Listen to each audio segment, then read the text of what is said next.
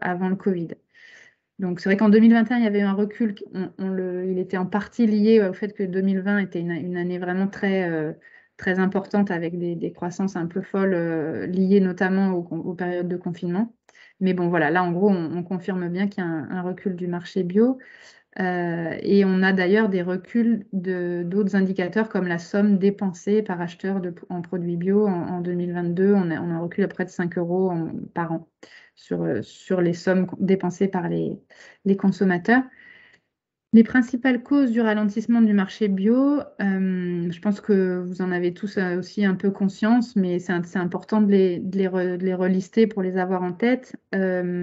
Les deux premières causes qu'on a listées là, c'est des causes qui existaient pratiquement depuis à peu près 2019. On sentait frémir ces raisons déjà d'un ralentissement du marché bio. Donc, il y a une partie de concurrence des autres labels qui surfent un petit peu sur la même tendance des produits qui protègent l'environnement, tels que zéro résidu, HVE ou les produits sans qui protègent la santé, etc.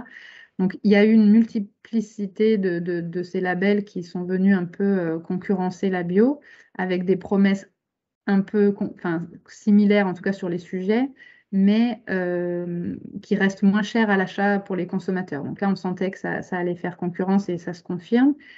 On a aussi une autre concurrence qui est celle du local, entre guillemets. En tout cas, les consommateurs ont une très forte confiance pour les produits locaux et continuent de confirmer une très forte appétence pour les produits identifiés comme produits locaux, même si aujourd'hui, ce n'est pas totalement défini ce que c'est.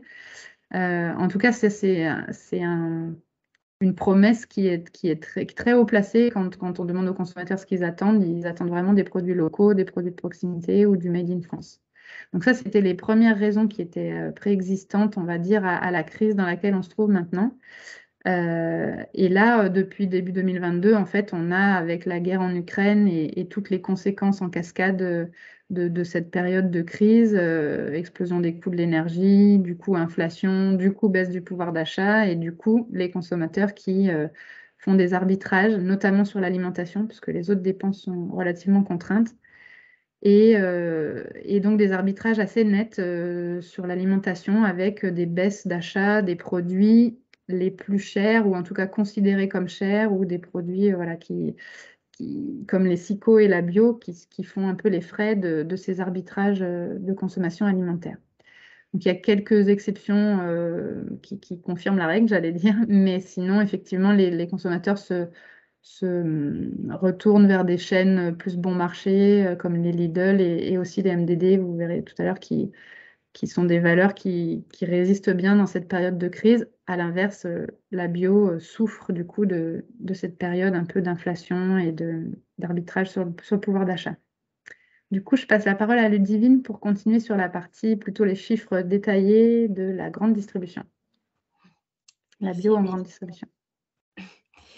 Alors, moi, du coup, je vais faire le point avec vous sur les évolutions des ventes de l'offre bio en GMS. Donc là, ce que vous avez comme information, c'est les données du panéliste IRI, qui met à jour, en fait, une fois par mois ces informations qui sont disponibles gratuitement sur leur site internet et qui font un focus bio chaque mois.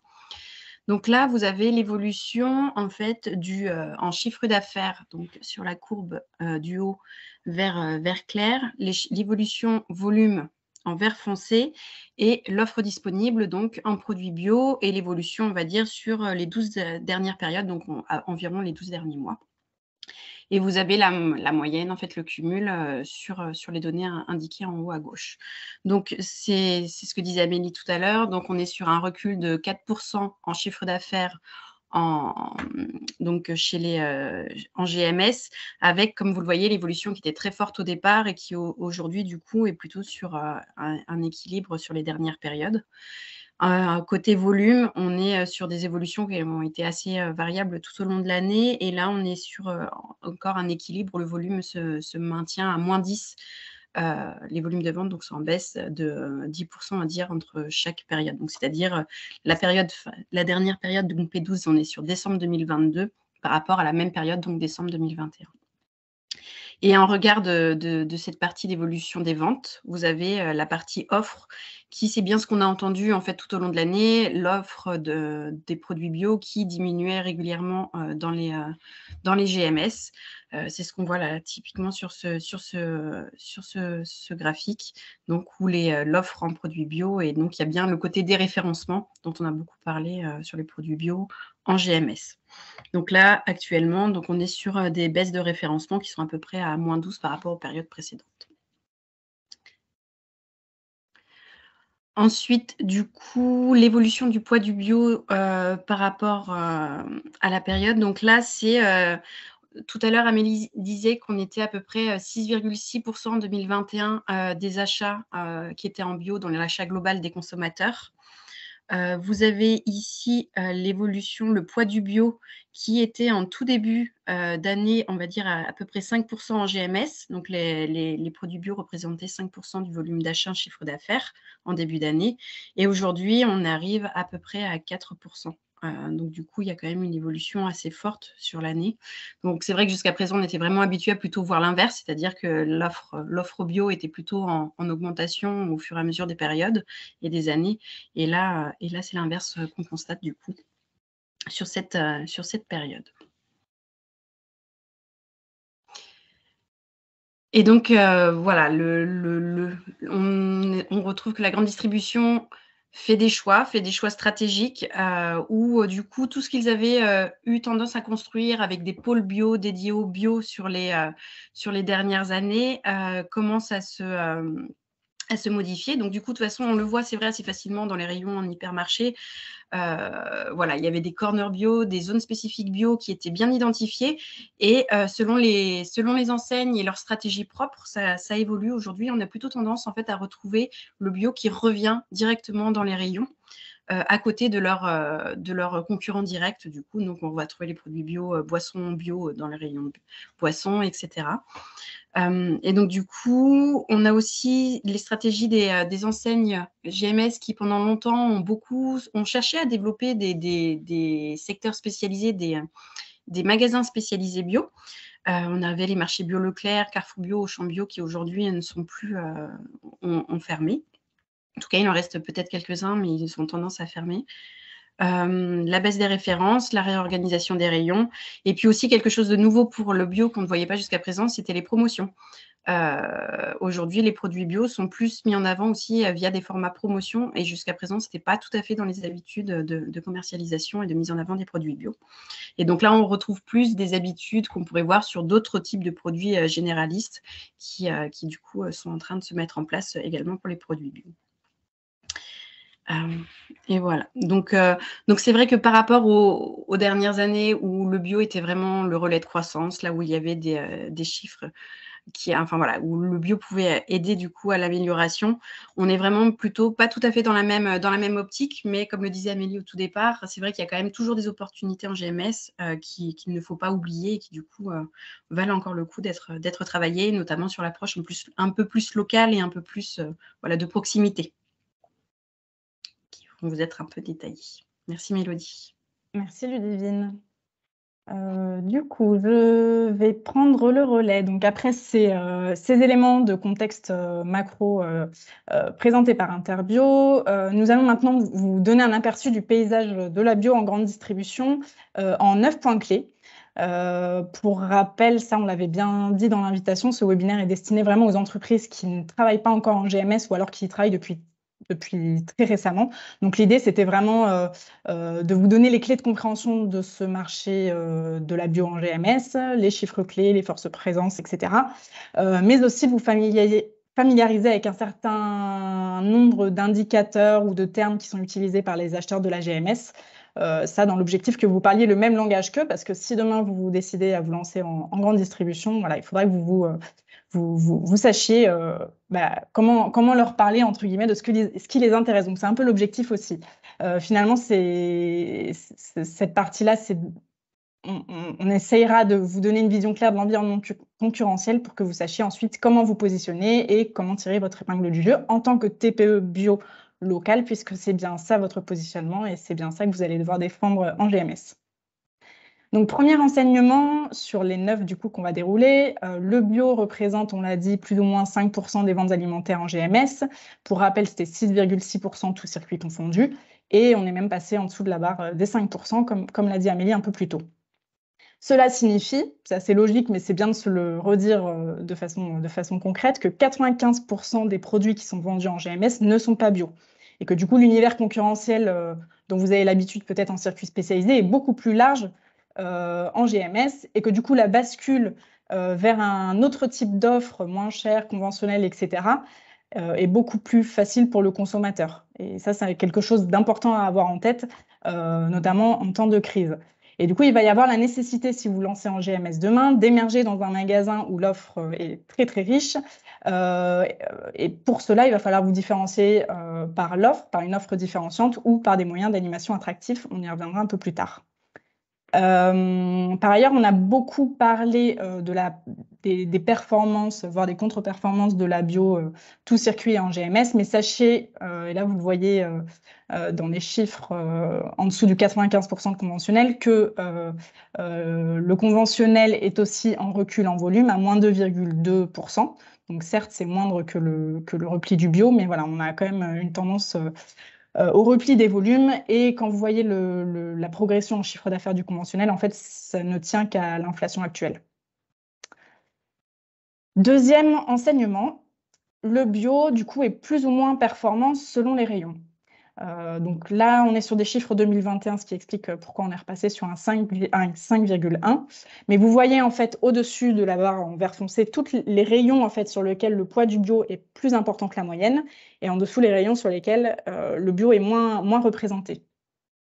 Donc on observe que finalement les rayons stars, on va dire, en grande distribution généraliste pour le bio, c'est le frais laitier et les rayons épicerie. Et même si on rentre dans le détail des catégories, ça c'est ce qu'on vous a mis sur la droite, il y a même des catégories pour lesquelles le bio est vraiment, vraiment plus fort, notamment les boissons végétales. En gros, 3/4 des ventes qui sont faites en grande distribution généraliste sur les boissons végétales relèvent du bio. Donc voilà, il y a vraiment des catégories pour lesquelles le bio est un vrai atout. Donc voilà, en fonction du coup de votre type de produit, de votre catégorie, l'acheteur de grande distribution sera plus ou moins en attente de déclinaison bio vu les performances du bio sur les rayons. Si par exemple vous intervenez sur les rayons qui sont un peu en bas de ranking, là, sur les surgelés, etc., il faudra vraiment que vous vous appuyiez sur des données consommateurs qui soient finement choisies pour démontrer à votre acheteur justement que le potentiel existe sur le bio sur ce rayon. Voilà. Hop, excusez-moi.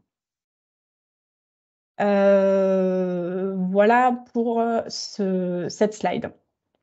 Troisième enseignement, donc on a vu que le poids du bio variait en fonction du rayon, mais il varie aussi en fonction du type de canal et de point de vente. Puisqu'en fait, quand on parle grande distribution généraliste, l'avantage, c'est qu'on a à disposition plusieurs formats de magasins.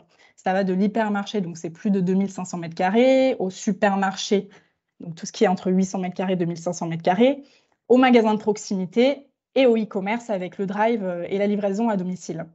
On a mis un focus avec des logos parce que c'est vrai que EDMP, c'est pas forcément très explicite comme acronyme. Cela signifie enseigne à dominante marque propre, donc c'est tout ce qu'on appelait à l'époque les hard discounters, notamment Lidl et Aldi. Donc quand on se penche sur ces canaux, on observe que le circuit sur lequel le poids du bio est le plus fort et du coup au-dessus de la moyenne des 4,6%, c'est le e-commerce, GSA, donc GSA, grande surface alimentaire. S'il y a du jargon ou des acronymes qui ne sont pas très clairs, n'hésitez pas à poser vos questions dans le chat. Mais voilà, e-commerce GSA, finalement, ça concerne le drive et la livraison à domicile. Et on voit que le bio pèse 7,5% sur ces circuits e-commerce, là où ça pèse beaucoup moins, par exemple, en hypermarché. Donc, pour comprendre cette surperformance du bio sur ce canal du e-commerce, il faut s'intéresser au type de clientèle qui fréquente le e-commerce GSA. On a d'un côté le drive, et c'est vraiment la majorité du e-commerce qui est fait sur le drive. Sur le drive, vous avez des familles avec enfants qui consomment du bio, mais qui cherchent aussi à gagner du temps et de l'argent. Donc, du coup, ce sera une cible, on va dire, compatible avec le bio et avec le drive. Et on a aussi sur le drive, depuis le confinement et la crise sanitaire notamment, des cibles seniors. La cible senior se développe beaucoup sur ce circuit-là, du coup avec un pouvoir d'achat plus confortable et donc qui sont des cibles consommateurs qui sont affinitaires avec vos produits bio. Sur la partie livraison à domicile, là, on est plus sur une clientèle urbaine, CSP+, et qui du coup aussi consomme plus de produits bio. Donc voilà, ça pour vous dire qu'en fait, à chaque fois, si demain vous travaillez avec la grande distribution, sachez que vous avez différents types de canaux qui seront à votre disposition et que ces canaux sont plus ou moins pertinents pour les produits bio. Quelques chiffres juste qui illustrent ça très très bien. Les chiffres de Leclerc, puisque Leclerc est archi-leader en e-commerce alimentaire, puisqu'ils ont 50% de part de marché sur le e-commerce alimentaire via leur drive. Et on observe que le bio en magasin pèse 5%, le bio en drive pèse 10%, et en livraison à domicile, c'est 16%. Donc on voit vraiment qu'on a des différences de performance qui sont importantes. Voilà, donc pour finir sur cette slide, avant de vous lancer avec une enseigne ou sur un canal, assurez-vous que la cible clientèle corresponde à votre cible consommateur à vous et qu'il y ait une compatibilité. Sur ce levier e-commerce, sachez, et on vous donnera les références en fin de webinaire si vous le souhaitez, qu'on a mis en place pas mal de webinaires vraiment dédiés au e-commerce alimentaire et notamment au e-commerce de produits bio, alimentaires. On a des webinaires vraiment dédiés là-dessus, donc n'hésitez pas à nous demander plus de détails, mais on n'ira pas plus loin sur cette slide-là. Dernier point, on parlait des enseignes à dominant marque propre, donc les Lidl et les Aldi. Vous pouvez noter que c'est le seul type de canal qui progresse à plus 1,6%, même si le poids du bio est largement inférieur à la moyenne de 4,6%. Mais en fait, cette progression sur le bio tient à la santé globale de ces enseignes qui recrutent chaque année toujours plus. Et aujourd'hui, il faut avoir en tête qu'un Lidl pèse plus lourd qu'un Auchan Supermarché ou qu'un Carrefour Market. Donc, c'est vraiment des enseignes qu'il faut suivre et qui pèsent de plus en plus lourd dans notre paysage, pour les raisons notamment qu'on a citées de pouvoir d'achat. Donc, on va passer sans transition aux positions des enseignes. Donc là, l'idée, c'était vraiment de mettre en miroir les performances des enseignes sur le tout produit, les parts de marché, donc c'est ce que vous avez en bleu, et la part de marché de ces enseignes GMS sur le bio uniquement. Donc ce sont des chiffres 2021. On remarque que le top 6, donc de Leclerc à Lidl, ne change pas, que ce soit conventionnel ou bio. Cependant, on voit que Carrefour et Système U, par exemple, sont plus forts en bio qu'en tout produit. Donc ce sont des enseignes qui surperforment sur le bio. C'est même encore plus visible dans la suite du classement. Vous voyez Monoprix qui a 1,6% de part de marché, tout produit confondu. Ils sont à presque 5% de part de marché sur le bio. Donc c'est vraiment important d'avoir en tête finalement cette affinité aussi des enseignes avec les consommateurs de bio. On le disait tout à l'heure, voilà, les enseignes comme Carrefour, Système U, Monoprix et Casino, donc qui sont les meilleurs en bio, ce sont aussi celles qui ont soit une clientèle urbaine, donc affinité avec le bio, soit une clientèle peut-être un peu plus âgée avec un meilleur pouvoir d'achat. Donc on retrouve vraiment cette affinité. Donc c'est vrai que quand on parle grande distribution généraliste, on s'attend à s'adresser à la même clientèle partout et une clientèle assez homogène, mais ce n'est pas tout à fait le cas, puisqu'on voit que chaque enseigne a des spécificités. Et les positions justement de ces enseignes qui surperforment sur le bio se consolident par l'effort particulier qu'elles font sur leur MDD, donc qui sont les marques de distributeurs ou marques propres. On voit que finalement les MDD bio, Carrefour, U et Casino notamment, sont celles où il y a le plus de références, donc il y a vraiment une emphase importante mise dessus. Et en parallèle, vous l'avez sûrement en tête, mais ce sont aussi les groupes Carrefour et les groupes Casino qui investissent aujourd'hui dans les circuits spécialisés. Carrefour a récemment racheté Bio C'est Bon, SoBio et Greenwiz, qui est une marketplace d'achat responsable et notamment leader dans le bio en Europe, et Casino qui détient Naturalia. Donc c'est vraiment, pour ces groupes-là, le bio est vraiment une véritable stratégie d'entreprise. Et donc potentiellement, ils seront encore plus à l'écoute d'une offre comme la vôtre. Pour finir sur ce point, sachez qu'on ne va pas rentrer en fait dans ce webinaire dans le détail du fonctionnement de chaque enseigne parce que ce serait beaucoup trop long, il ne faudrait pas du tout 1 heure pour cela. Mais sachez qu'on vous enverra un book détaillé sur le fonctionnement des enseignes, le nombre de points de vente, les centrales régionales, etc. Vous aurez tout ça dans le mail que vous recevrez à l'issue du webinaire. 5e fait très très important, Amélie en parlait un petit peu, un peu plus tôt. Aujourd'hui, plus de 40% du chiffre d'affaires bio qui est fait en grande distribution est fait par les marques de distributeurs. Donc c'est vraiment un fait très important à avoir en tête. À titre de comparaison, les marques de distributeurs, tous produits confondus, donc bio, conventionnel, etc., représentent 32% du chiffre d'affaires. Donc là, c'est quasiment, voilà, c'est 10 points de plus en fait sur le bio.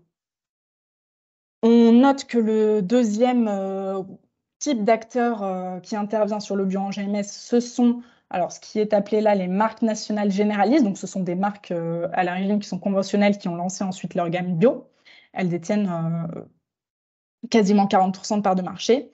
Et ensuite viennent les marques nationales spécialistes. Donc là, ce sont les marques 100% bio. Mais pour lesquels il y a aussi de très gros groupes. Vous avez quelques logos ici, et notamment sur l'épicerie. Donc voilà les forces un peu en présence, on va dire, dressées on va dire dans les grandes lignes. On verra ensuite, et c'est Marion qui vous présentera ça, que la réalité est beaucoup plus variée que ça, puisque les TPE, on ne le voit pas là forcément, mais occupent une place très très importante des fournisseurs de la GMS, mais Marion reviendra un peu plus tard. Concernant la MDD, on a vu que c'était très important. Sachez que la MDD, donc, qui est une marque à l'image de l'enseigne, est fabriquée pour 1/3 par des TPE, pour 1/3 par des PME et pour 1/3 par des grands groupes. Donc en fait, si vous voulez, les enseignes de grande distribution vous attendent aussi. Ce sont 2/3 du chiffre d'affaires des MDD qui sont réalisés par des TPE-PME. Donc ça peut être aussi une façon d'attaquer le marché de la GMS que de fournir les MDD. La seule contrainte, et pas des moindres, c'est d'être en capacité de fournir les volumes suffisants pour couvrir le national. En général, c'est vrai que il me semble qu'en circuit spécialisé, c'est un peu moins le cas. Vous avez la possibilité de fournir un certain volume de MDD, mais pas forcément 100%. Là, c'est vrai que les enseignes souhaitent avoir les volumes suffisants pour couvrir le national. Pour finir sur la MDD, et là, c'est toujours, en fait, quand on parle de grande distribution généraliste, il faut vraiment se dire qu'il y a plusieurs types de formats de magasins. Et la MDD est encore plus puissante dans les magasins dans lesquels l'offre est courte, et notamment les enseignes comme Lidl et les enseignes de proximité. C'est assez compréhensible, mais aussi le drive. C'est quasiment un produit sur 2 qui est vendu sur le bio relève de la MDD, donc c'est absolument énorme. Et le poids de la MDD dépend aussi des rayons, donc là, je vous laisse vous positionner, mais on voit que voilà, sur certains marchés, notamment le frais laitier, le frais non laitier, les surgelés, la MDD est très très importante. Par contre, sur des marchés comme la bière et le cidre, la MDD pèse presque rien, 7,6%. Donc là, ce sont des rayons pour lesquels les marques, l'image de marque est importante. 6e enseignement, il y en a 9, il nous en reste 4, et là on va aborder les 4 leviers du mix produits bio, donc l'assortiment, le merchandising, le prix, la promotion. Donc d'abord on va parler assortiment. On a vu en introduction que la GMS avait fortement rationalisé ses gammes bio depuis 1 an. Mais voilà, moi je voulais vous dire que c'était quelque chose qu'il fallait relativiser un tout petit peu, puisqu'en fait, quand on regarde l'évolution du nombre de références en bio ces 3 dernières années, et notamment en 2019 et 2020, la croissance était à 2 chiffres, et notamment sur les marques généralistes. La conséquence du développement très très fort de l'assortiment sur ces 2 années-là, ça a été d'aboutir à une surexposition de l'offre bio. Alors, on parle de surexposition quand vous avez une une part d'offre, donc on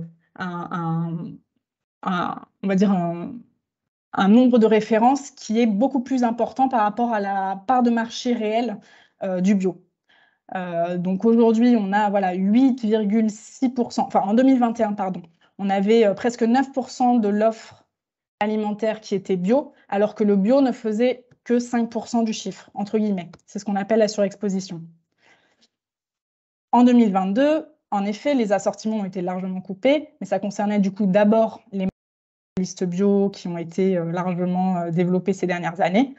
Et puis surtout, deuxième fait qui peut nous faire relativiser un petit peu, c'est que sur le total magasin PGC, donc les produits de grande consommation bio ou non bio, l'offre a été coupée puisqu'on a perdu moins 4,2% d'assortiment.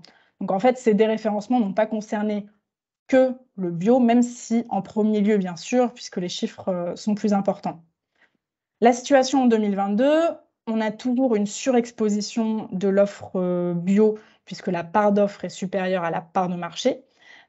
Et d'ailleurs, on observe qu'on a perdu plus vite en part de marché qu'en part d'offre. Donc, ce que je voulais vous dire, c'est qu'en fait, aujourd'hui encore, on a une offre bio qui est importante, même si les mouvements de déréférencement risquent de se poursuivre cette année. Ça a été annoncé très récemment que voilà, il y a un vrai besoin de clarification de l'offre, en fait.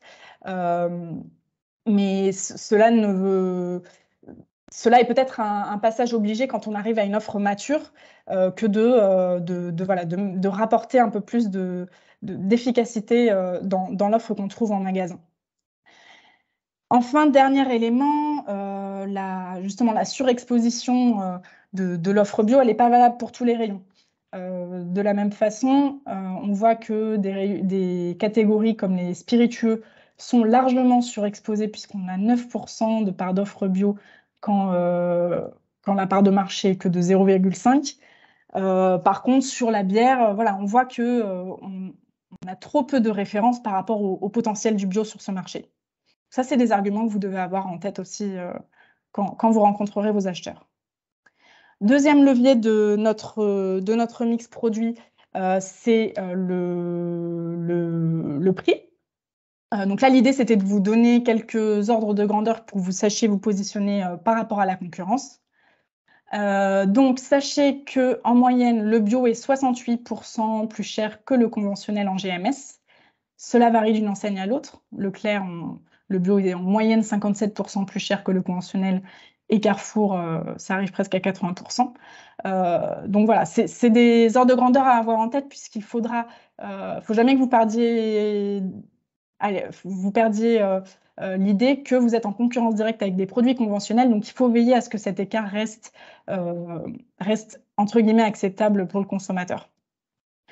À noter malgré tout, et ça c'est important, il faut que vous le mettiez en avant auprès de vos acheteurs GMS, cet écart de prix entre le conventionnel et le bio se réduit depuis plusieurs mois, car l'inflation est plus modérée sur les produits bio que sur leurs alternatives conventionnelles. Alternatives conventionnelles qui sont plus dépendantes des coûts d'engrais, d'emballage, de transport, etc. Donc voilà, cet écart de prix se réduit et peut-être que vu le contexte qui s'annonce, cela va se poursuivre. Donc, il faut aussi que vous soyez à même de rassurer les acheteurs et de leur exprimer que vos produits sont plus résilients que leurs alternatives conventionnelles. Deuxième indice prix qui peut vous aider, c'est celui qui positionne les marques de distributeurs et les marques de spécialistes que vous êtes, du coup, par rapport aux marques généralistes. Donc, on voit qu'en moyenne, les marques de spécialistes sont 9% plus chères que les alternatives bio des marques généralistes. Voilà. Ça, c'est quelques repères qui doivent vous aider à vous positionner et à mettre en place votre mix produit. Avant-dernier renseignement, le merchandising. Donc, Ludivine en parlait en introduction. Alors, dans la grande distribution généraliste, vous avez 3 possibilités. Soit vous êtes implanté dans un rayon 100% bio, soit vous êtes dans les rayons, on va dire, d'origine, donc les rayons classiques de façon regroupée ou pas, soit vous êtes implanté dans les 2 rayons. Alors, ce sont de toute façon les enseignes qui choisissent leur politique d'implantation des produits bio. Mais ce qui est important à avoir en tête, c'est que vous pouvez et vous devez même être force de proposition là-dessus. Aujourd'hui, il n'y a aucun consensus entre les enseignes, comme l'expliquait Ludivine. D'ailleurs, Carrefour a annoncé en mai que finalement, il recommandait plus d'éclater l'offre bio dans tout le magasin plutôt que de la regrouper. Donc, on voit qu'il y a des tests et que les magasins n'ont pas encore d'idée vraiment arrêtée là-dessus. Mais voilà, il ne faut pas que vous hésitiez quand vous irez voir votre client, à faire des tests, à leur proposer de faire des tests d'implantation pour que justement votre offre émerge, puisque si demain elle n'arrive pas à émerger, elle ne restera pas dans la durée. Sachez au passage que c'est un peu la même question qui se pose pour les produits régionaux, les produits locaux. Il y a beaucoup de tests qui sont faits pour les isoler au sein d'un même rayon. Finalement, quand on se rappelle de ce qu'est l'intérêt de la grande distribution généraliste, c'est bien d'avoir tout sous le même toit et de gagner du temps. Donc imaginez que si un consommateur, pour trouver un pot de confiture, doit faire le rayon classique, un rayon bio et un rayon produits régionaux pour trouver une confiture de mûre, par exemple, peut-être qu'il ne verra plus d'intérêt demain à aller en grande distribution généralisée. Donc ça, c'est vraiment des questions pour lesquelles il n'y a pas de réponse, hein, mais qui expliquent un peu ces changements de discours et ces changements d'approche des enseignes.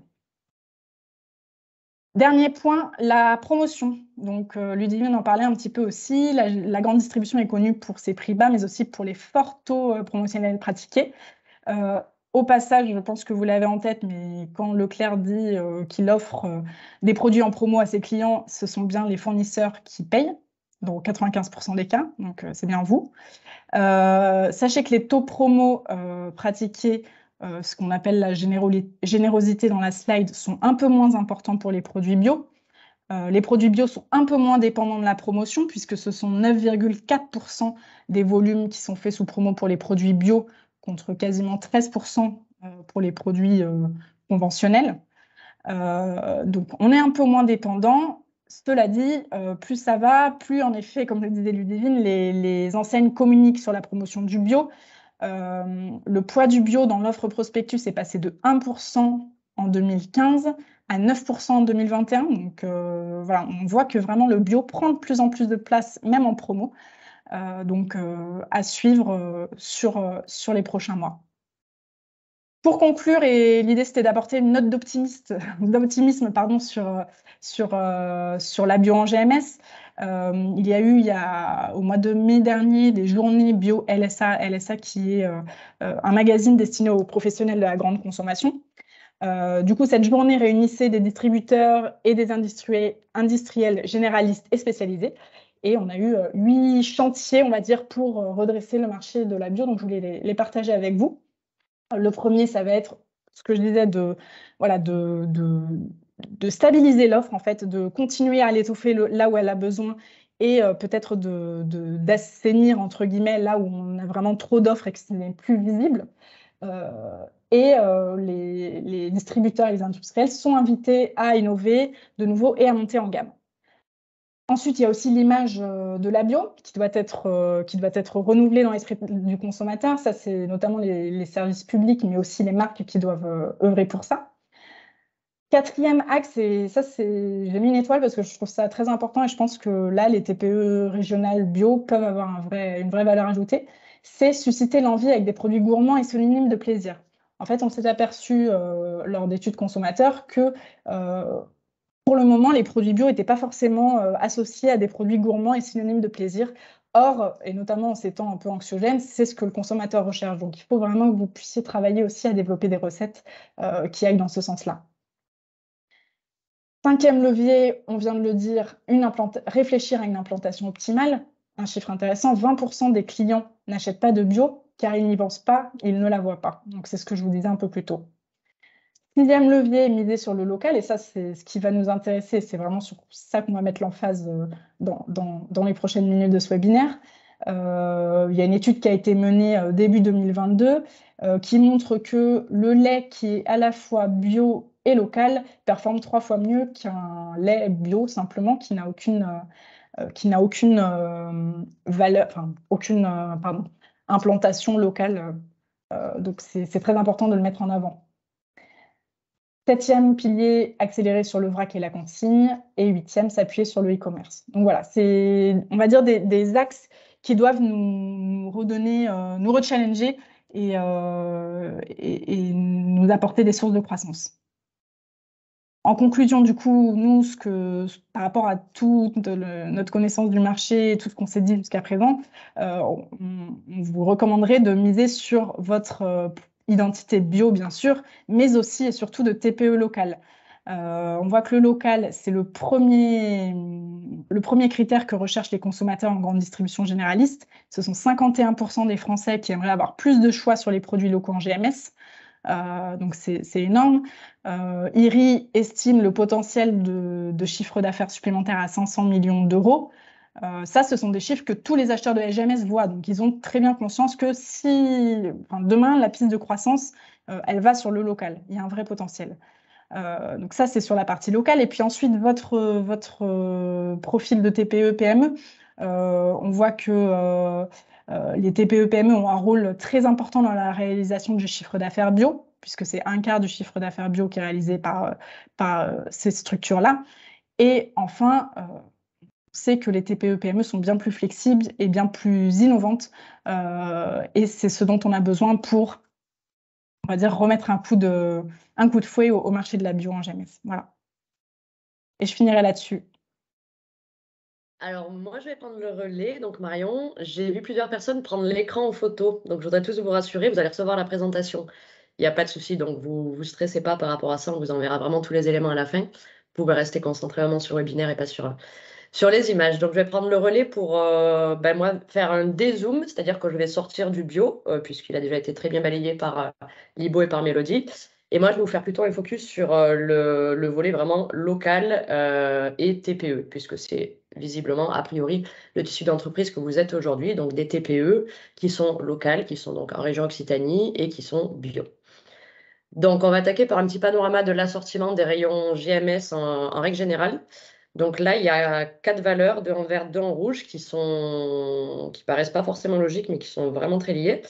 Donc, ce qu'il faut voir là, c'est que vous avez 1% seulement d'entreprises en groupe, donc les Coca-Cola, les Nutella, les Danone, etc., qui réalisent à elles seules 53% du chiffre d'affaires de la grande distribution.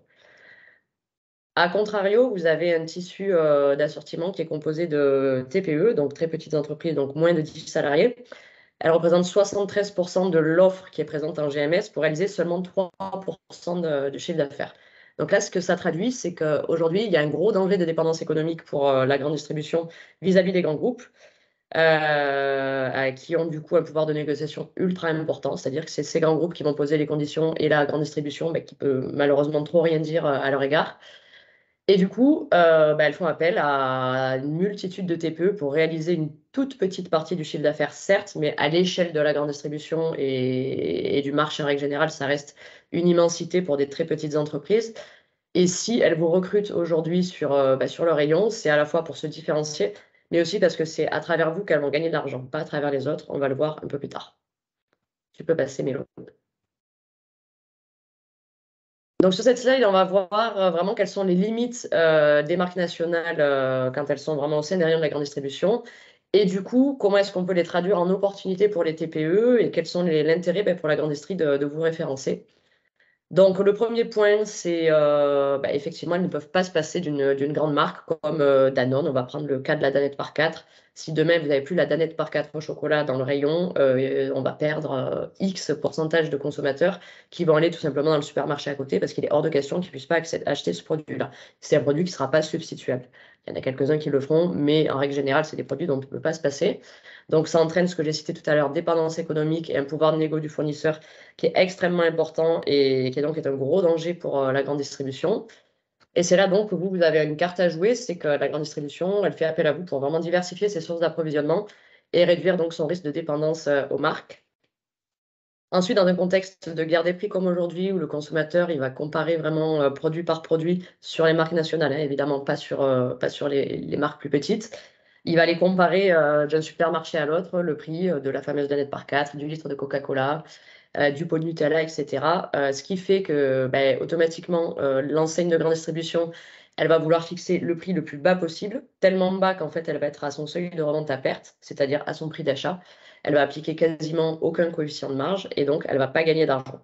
Elle va en gagner par le volume, certes, mais si demain elle fait les mêmes volumes chez vous, là, elle a tout gagné. Donc, c'est là que ça devient intéressant pour vous. Donc, des marques comme les vôtres, ben, le client, le consommateur ne les compare pas parce que ben, vous n'êtes pas présent dans tous les points de vente en même temps. Et à la rigueur, si vous êtes présent dans plusieurs points de vente rapprochés, vous pouvez aussi proposer des gammes différentes selon les points de vente, puisque vous avez en règle générale des gammes qui sont très, très profondes, très, très larges. Et donc, ça vous permet vraiment enfin, ça permet à chaque enseigne de pouvoir se différencier par des produits comme les vôtres. Ensuite, une autre limite des marques nationales, c'est ce que coûte toute la chaîne logistique et le merchandising au magasin. Donc, quand on considère le coût du transport, le coût de tout ce qui est transit sur entrepôt, manutention, stockage, la relivraison derrière en point de vente, la mise en rayon par le personnel des magasins, on arrive à une charge qui représente quand même 8% du prix de vente consommateur, donc 8% de marge qui est amputée finalement au distributeur. Alors que via vous, le produit, il part de votre entreprise avec votre camion. Le frais, il est supporté, les frais sont supportés par vous, votre entreprise. Vous allez directement livrer le point de vente et donc zéro frais pour le point de vente. Généralement, quand on travaille en direct pour une très petite entreprise, c'est même souvent le représentant qui va faire derrière la mise en rayon. Donc, d'entrée, là, paf, vous offrez au distributeur 8% de marge, ce qui n'est vraiment, vraiment pas négligeable. Ensuite, une autre limite, c'est l'indifférenciation de l'assortiment, c'est-à-dire qu'aujourd'hui, que vous soyez à Paris, à Marseille, à Toulouse, peu importe, la marque nationale va proposer finalement les mêmes produits partout, avec également, si elle propose des animations, des choses comme ça, des animateurs qui sont absolument lambda, qui ne vont pas toucher le consommateur, qui vont le désintéresser. On est beaucoup quand on rentre dans un supermarché et qu'on croise un animateur à l'éviter, alors que si demain on croise directement le producteur, qu'on visionne, qu'on comprend que c'est le producteur parce que il l'a mis en avant, que ce soit par sa tenue vestimentaire, soit par de la PLV, peu importe, on est tout de suite beaucoup plus attiré par aller rencontrer ce producteur directement plutôt qu'un animateur lambda qu'on ne connaît pas. Et en parallèle, vous allez vous pouvoir proposer un assortiment qui sera vraiment ultra, ultra différencié selon les zones de chalandise, des produits qui seront différents, qu'on soit à la ville, à la campagne, ou dans un certain bassin de consommation ou l'autre. Et donc ça, c'est quelque chose qui est vraiment très demandé par le magasin. Pour aller même plus loin, vous pouvez aujourd'hui être en capacité, vous, de proposer un produit sur mesure pour le magasin, ce qu'une marque nationale est absolument incapable de réaliser. Pourquoi pas, demain, les 100 ans de l'Intermarché de votre patelin peut vous demander de faire un produit dédié à lui et le consommateur va être friand de ce produit-là, lui, puisque forcément, c'est le produit de son supermarché, de son patelin où il a l'habitude d'aller. Et ça, c'est vraiment des grandes, grandes forces que vous pouvez avoir et sur lesquelles vous pouvez vous différencier. Ensuite, un autre volet, c'est ce qui est à la fois rupture de stock ou surstock. C'est très compliqué pour les marques nationales d'arriver à gérer ce bon équilibre parce que la chaîne logistique, elle est relativement longue. Donc, soit il va envoyer beaucoup de produits au point de vente qui vont être stockés. Et donc, on l'a vu dans le point précédent, le stock, c'est un coût pour l'entreprise. Donc, du coup, c'est inintéressant pour le point de vente. Il cherche vraiment à limiter ses stocks. Mais à contrario, il ne faut pas non plus de rupture produit, puisqu'une rupture, dans l'esprit du consommateur, c'est une mauvaise image du magasin. Si un produit sur 3, sur 4, sur 5 est en rupture à chaque fois que le consommateur veut l'acheter, au bout d'un moment, il va changer de magasin, ça va l'agacer d'avoir toutes ces ruptures. Vous, vous avez des temps de livraison qui sont vraiment, vraiment très inférieurs. Vous êtes capable de livrer soit A pour B, soit A pour C, grosso modo. Et donc, du coup, peu de ruptures. Et dans le même temps, en parallèle, vous êtes capable de livrer des quantités qui sont beaucoup plus infimes et du coup, d'éviter au magasin des stocks derrière et donc des coûts de stockage. Également, si on veut aller un peu plus loin, mais là, c'est vraiment pour des produits qui ont des DLIO qui sont très longues ou des produits qui sont saisonniers, par exemple des corbeilles de fin d'année où il n'y aurait que des produits d'épicerie sucrés-salés avec du pâté, du foie gras, du vin, de l'huile d'olive, peu importe. Vous pouvez proposer des reprises d'invendus. C'est quelque chose qui est très, très, très apprécié par les magasins, puisque du coup, ils s'évitent d'aller stocker sur la marque nationale. Chez vous, ils vont faire des gros volumes de commandes en se disant, bon, au pire, si ça ne se vend pas, il le récupérera. Et puis vous, ensuite, vous n'aurez plus qu'à déloter et puis le replacer ensuite sur une autre période de l'année. Et donc ça fait partie des grosses forces que vous avez également. Enfin, le passage des représentants, donc du commercial, finalement. Non, tu reviens en arrière, s'il te plaît, Mélodie. Le passage du représentant en grande distribution pour une marque nationale, il a tendance à se limiter à des services finalement qu'il apporte à sa propre entreprise, mais pas au distributeur. Donc, il va faire beaucoup de relevés de prix, de relevés de la concurrence, etc., pour faire remonter l'infoterrain à son entreprise et que donc elle puisse adapter sa stratégie, ses prix, ses promotions, etc. Mais au distributeur directement, il va lui apporter très très peu de services. Or, un représentant, lui, dans une petite entreprise en direct, il accompagne vraiment le magasin de A à Z, le point de départ, la prise de commande. Ensuite, parfois, la livraison, il va le livrer lui-même ou alors il va au moins faire de sorte qu'elle soit très rapide. Il sera présent le jour J, pourquoi pas, pour faire la mise en rayon si c'est un besoin et une envie du point de vente et c'est quelque chose qui peut faire pencher en votre faveur, un référencement chez vous plutôt que chez notre concurrent si vous êtes en mesure de le faire. Et puis chaque passage, il faut vraiment le voir comme une opportunité, c'est-à-dire qu'au-delà du fait que vous allez passer pour prendre la commande, aller être en rayon, vérifier des choses, etc., ça va vraiment être une opportunité de se rendre compte que tel produit à côté chez notre concurrent il est en rupture et peut-être vous allez pouvoir placer le vôtre. Excusez-moi, de gagner du facing. Donc, au moment où vous allez faire la mise en rayon, vous étiez exposé sur deux facing, mais il y a la place finalement de s'étaler par rapport aux autres et d'aller gratter du facing sur un concurrent, de proposer une réimplantation, de proposer de mettre de la PLV, des choses comme ça. Et donc, à chaque fois, vous allez augmenter votre chiffre d'affaires, augmenter vos rotations grâce à ces passages qui sont plus récurrents. C'est mélodique. Donc, du coup, c'est énormément d'opportunités. Donc, on le voit, c'est coûteux, c'est chronophage, mais il faut vraiment arriver à le transformer comme quelque chose qui est générateur de profit, parce que vous allez vraiment pouvoir proposer un assortiment qui sera plus large, qui va être mieux exposé, avec des marges qui seront largement supérieures que si vous aviez proposé vos produits en centrale d'achat. Et donc, à chaque visite, vous allez pouvoir retourner ça en opportunité. Aider à la revente. Désolée. Je suis relativement malade depuis une quinzaine de jours et j'ai des quêtes de tout. Diapo suivante, s'il te plaît, Mélo. Maintenant, on va aborder le fonctionnement de la GMS à travers donc, la différence déjà entre les intégrés et les indépendants. Ensuite, les différents niveaux de référencement, les critères de sélection des offres par les acheteurs GMS et le dossier de référencement.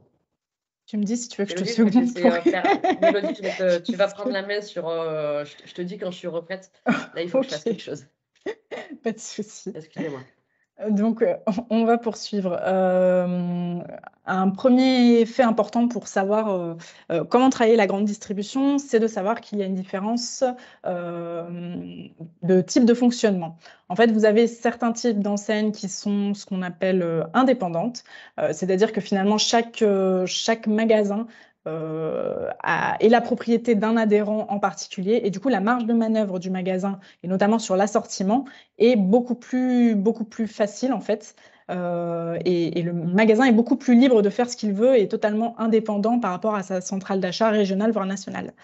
Donc ça, ce sont les enseignes Leclerc, Intermarché et U, qui sont d'ailleurs les enseignes qui ont la meilleure santé aujourd'hui dans le paysage de la distribution. Vous avez en opposition, on va dire, le commerce, ce qu'on appelle le commerce intégré. Donc là, ce sont tous les gros groupes de distribution, Carrefour, Casino, Auchan, notamment, qui appartiennent à un groupe coté et qui, du coup, doivent appliquer une politique marchandise, une politique merchandising, promotionnelle, etc., qui est relativement obligatoire et dictée, en fait, par les sociétés mères, en fait. Donc, comme on vous le disait, il y aura vraiment tout le détail des fonctionnements de ces enseignes dans le book qu'on vous enverra. Ensuite, donc, que ce soit pour les intégrés ou les indépendants, vous avez 3 niveaux de référencement qui sont possibles. Un référencement qui peut être national, un référencement qui peut être régional et celui qu'on préconise et dont parlait Marion, un référencement qui se fait à l'échelle du magasin. La différence, elle est principalement logistique. En fait, quand vous êtes dans le cas d'un référencement en centrale d'achat, qu'elle soit nationale ou régionale, vous livrez les entrepôts des enseignes qui, elles, s'occupent de dispatcher, dans les différents points de vente. Alors que sur le direct magasin, voilà, c'est vous qui gérez la logistique en direct. Autre différence de ces 3 niveaux de référencement, ce sont les timings pour être référencé. Si vous vous référencez en direct magasin, le référencement peut être quasiment immédiat. Si vous vous référencez en centrale régionale, le temps de créer les codes produits informatiquement, etc., que ce soit validé par les acheteurs de la centrale, il faut compter 3 mois minimum avant d'être en rayon. Si vous êtes au national, ce sera plus 6 mois, on va dire, de négociation, de création des codes produits, etc. Donc, vous voyez que plus vous êtes à l'échelle locale, plus le fonctionnement est réactif, et c'est assez logique quand on voit la simplicité de la chaîne logistique dans le cas du local. À chaque fois, quel que soit le niveau de référencement possible, vous allez être attaché aux enseignes par des contrats annuels qui se renouvellent tous les 28 février. En fait, vous avez en grande distribution une période de négociation entre le 1er novembre et le 28 février. On est en plein dedans, vous devez en entendre parler. Et voilà, c'est vraiment des contrats annuels qui vous lient aux enseignes. Dernier point très important que je n'ai pas relevé, ce sont les taux de marge qui sont pratiqués. Ça se comprend assez facilement, comme on voyait aussi le poids de la structure logistique, le poids de la centrale d'achat. La marge est moins importante quand vous allez au niveau national que si vous traitez en direct, en local, en direct magasin. Cependant, plus vous allez sur un échelon important, même si vous avez des produits sur lesquels vous margez le moins, vous faites ce qu'on appelle de la masse de marge. Donc, voilà, finalement, les industriels s'y retrouvent aussi. Mais sachez qu'en tout cas, voilà, l'équation économique est un peu plus simple en local. Je poursuis, Marion, du coup. Au niveau donc, du point de vente, on vous le disait, donc c'est ce qu'on recommande pour des TPE locales, puisque, excusez-moi, il y a une entreprise qui devait intervenir qui m'appelle. Donc, excusez-moi. Au niveau du point de vente, donc vous traitez en direct.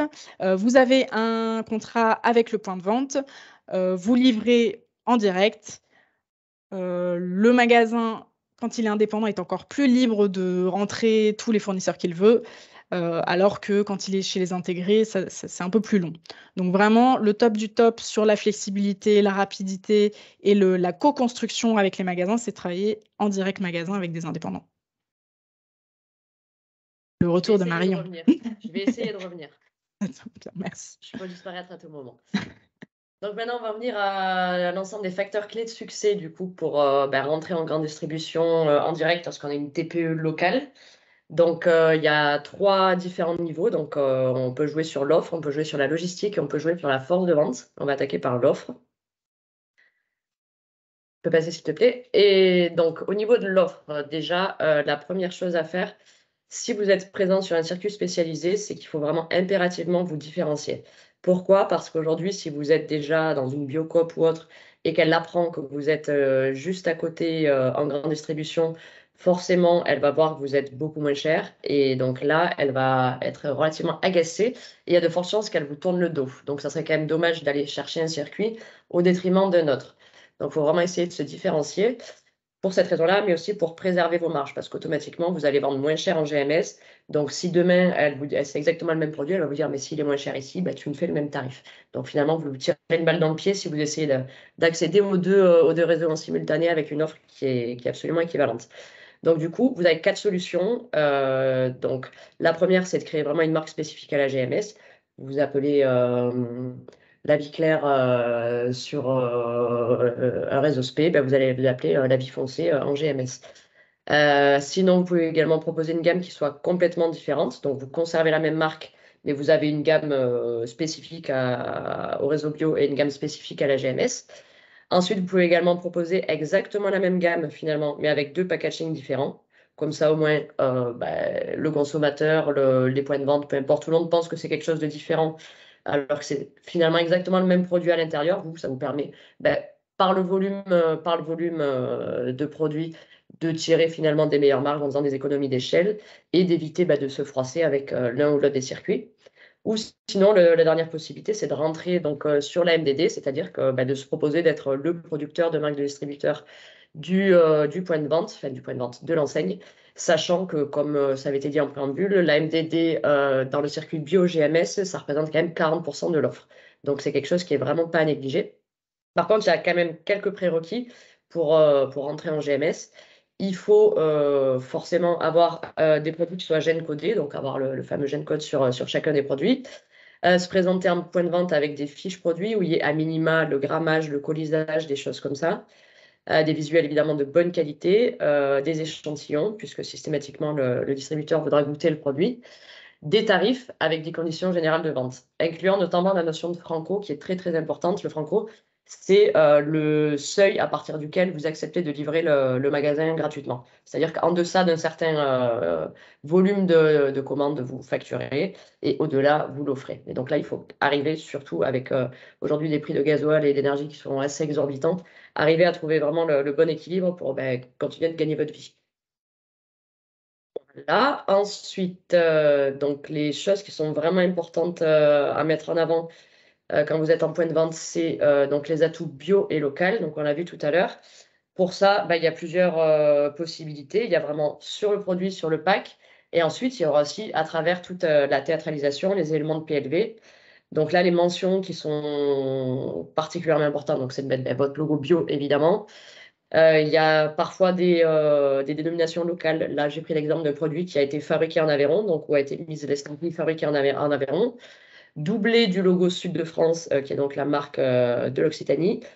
Pour les produits qui sont éligibles, qui sont donc agréés, il faut absolument le mettre parce qu'au niveau du point de vue consommateur, c'est quelque chose qui est très décisif à l'achat. Ils ont rajouté également des mentions comme sans colorant ni conservateur, des mentions sain, sans, qualité supérieure, enfin, tout ce qui peut vraiment vous différencier d'une marque nationale. Il faut que ce soit qu'au premier regard sur le packaging, on le voit. Après, on peut faire d'une pierre deux coups aussi. On peut utiliser le logo Sud de France Bio qui existe plutôt que de mettre Sud de France d'un côté, Bio de l'autre. Il a été créé pour ça, donc ça évite de multiplier les logos et donc ça rend votre packaging encore plus visible. Ensuite, si vous proposez des cartes de box, des choses comme ça, n'hésitez pas à les mettre en avant également sur tous les outils de pack, mais de pack plus global. Et également, vous utilisez de la PLV, notamment, nous, on met à disposition pour l'ensemble des entreprises de la PLV Sud de France. On la met à disposition gratuitement. Donc, ça peut être juste des petits stickers sur vos produits. Ça peut être des jus de palette, des bancs froids si vous devez garnir un tombeau complet. Ça peut être des stop rayons pour juste vous faire sortir un petit peu du rayon au niveau du balisage. Ça peut être des réglettes pour habiller les étiquettes prix. Enfin, tous les éléments sont bons à prendre pour vraiment valoriser votre offre et que visuellement vous sortiez du rayon, que le consommateur vous capte et qu'il vous achète. Tu peux passer, Mélodie. Ensuite, l'autre point sur lequel il faut avoir une attention particulière pour réussir à se différencier en tant que TPE en direct, c'est vraiment la logistique. Donc, comme on le disait tout à l'heure, le distributeur, il est très en attente sur le zéro rupture, mais aussi zéro stock. Donc, il faut vraiment que vous accentuiez vos argumentaires là-dessus, sur le fait que vous êtes en capacité de livrer sur mesure, enfin, que vous argumentiez là-dessus ou que vous vous mettiez en conformité avec cette faisabilité, parce que c'est vraiment un point sur lequel vous pouvez aller chercher de la part de marché si vous arrivez au niveau logistique à vous distinguer. Au niveau de la qualité, il faut être en mesure d'être très souple, très flexible. Donc, au niveau de la logistique, au niveau de la production sur mesure, si vous avez une demande spéciale d'un client, ça serait dommage de ne pas pouvoir la réaliser. Vous pouvez vraiment vous tirer votre épingle du jeu là-dessus. Au niveau des délais également, donc d'être hyper réactif, d'être en capacité de saisir chacune des opportunités, de livrer en dernière minute si on vous appelle, quitte à paraître un peu par moment, un peu comme le bouche-trou, hein, c'est bête, mais il y a un gros problème de rupture sur un produit, vous pouvez le substituer, le chef de rayon va vous appeler, vous vous sentez un peu bête, vous vous dites d'habitude il ne pense pas à moi, mais à la fois c'est comme ça. C'est comme ça et l'opportunité, il faut la saisir, il faut y aller. Et s'il pense à vous, c'est déjà très très bon signe et ça serait dommage de le décevoir. Et ensuite, au niveau du prix, c'est avec vous que le distributeur va faire des marges qui sont enfin profitables pour lui.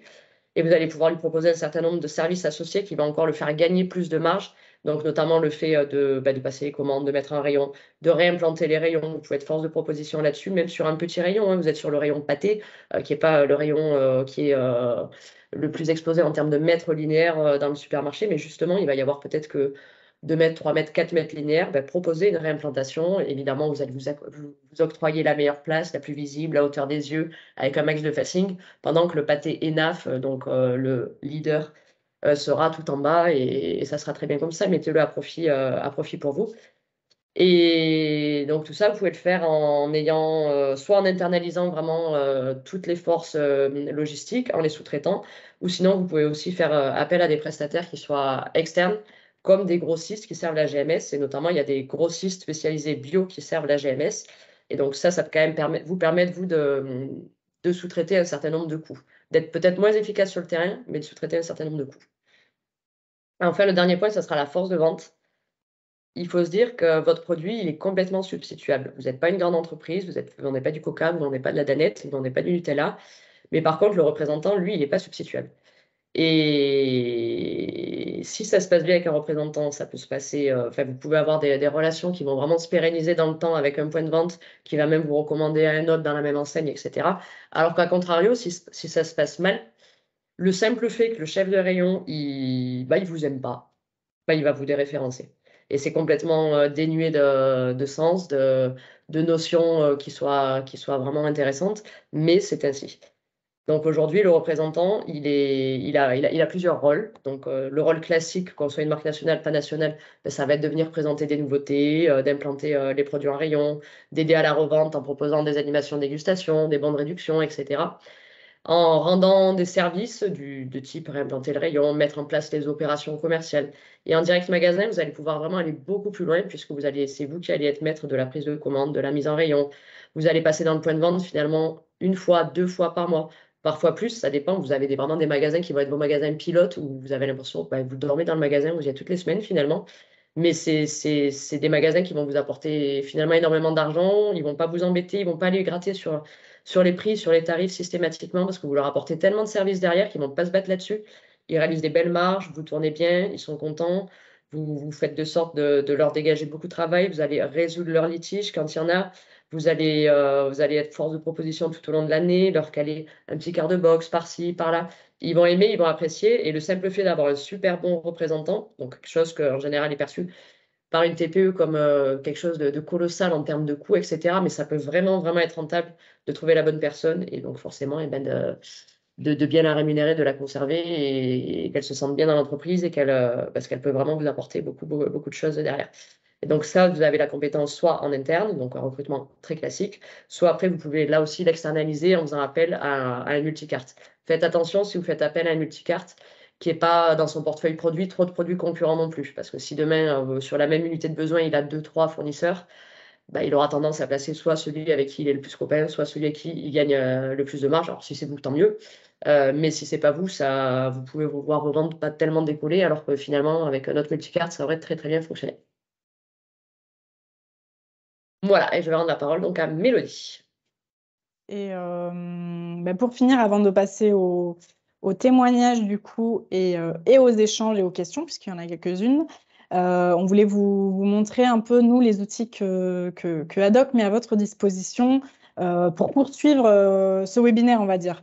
Dans vos questionnaires au moment de l'inscription, beaucoup ont demandé, ont souhaité avoir des contacts acheteurs GMS.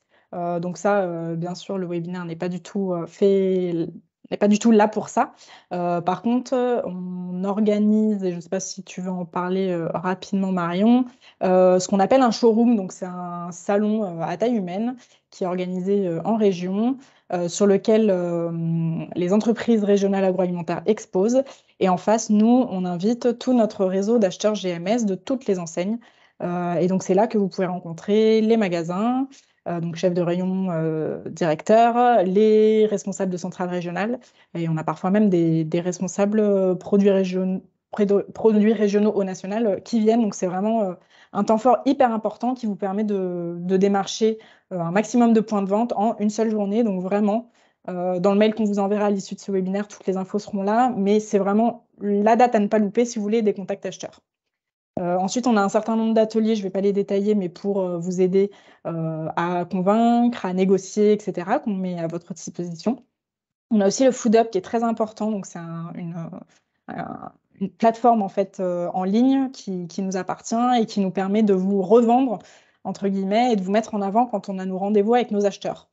Donc ça, c'est un outil indispensable aussi pour bénéficier de nos actions. Et ensuite, on a Sud de France qui a été rapidement évoqué. Et si vous voulez plus d'informations, n'hésitez pas à nous écrire également. Amélie, je ne sais pas si tu veux présenter aussi l'outil que vous proposez sur la conquête des marchés? Oui, en 2 mots, juste pour vous dire qu'il existe, on a fait avec nos collègues de Nouvelle-Aquitaine un petit guide qu'on appelle le guide de la distribution des produits bio. En Nouvelle-Aquitaine et en Occitanie, en fait, on a recensé. Alors, on n'a pas tout le monde parce qu'il a fallu que les distributeurs ils aient envie de figurer dans ce guide. Mais du coup, on a recensé un certain nombre de grossistes bio, plutôt d'échelon régional, donc sur Nouvelle-Aquitaine, Occitanie. On a recensé les circuits bio spécialisés.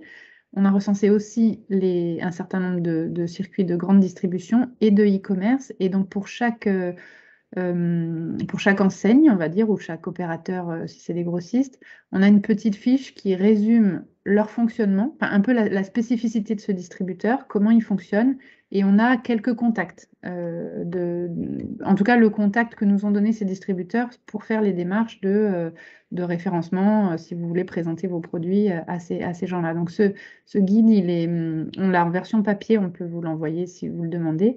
Et sinon, il est téléchargeable sur le site d'Interbio ou sur le site d'Ocebio. Donc, ça fait voilà, un petit outil de plus. Ça doit être assez complémentaire de votre book que vous allez envoyer aussi. Tout à fait. Et donc, c'est plus spécifique à la bio. Et voilà, il y a quelques contacts GD. Sinon, il y a les autres contacts sur d'autres circuits. Très bien. Merci beaucoup, Amélie. On va finir avec le témoignage et comme ça, on mettra toutes les questions. On a vu vos questions dans le chat. On répondra à toutes les questions à l'issue du témoignage. Nordine d'Univers a eu un contretemps, donc il ne pourra pas témoigner. Donc, je vais donner la parole à Denis Pitt de Verfeuille. Merci, Denis, d'être là. Bonjour. Bonjour. Voilà, Alors, Lali, merci beaucoup d'être là. Donc, l'idée, c'était un peu d'avoir votre partage d'expérience sur la grande distribution. Peut-être que vous présentiez rapidement votre entreprise et après que vous nous disiez un peu à quel moment la question de se lancer en GMS s'est posée et puis comment vous vous y êtes pris. Oui, bonjour à tous. Donc, Verfeuille existe depuis 33 ans. Donc, nous sommes dans les Cévennes, au nord d'Alès.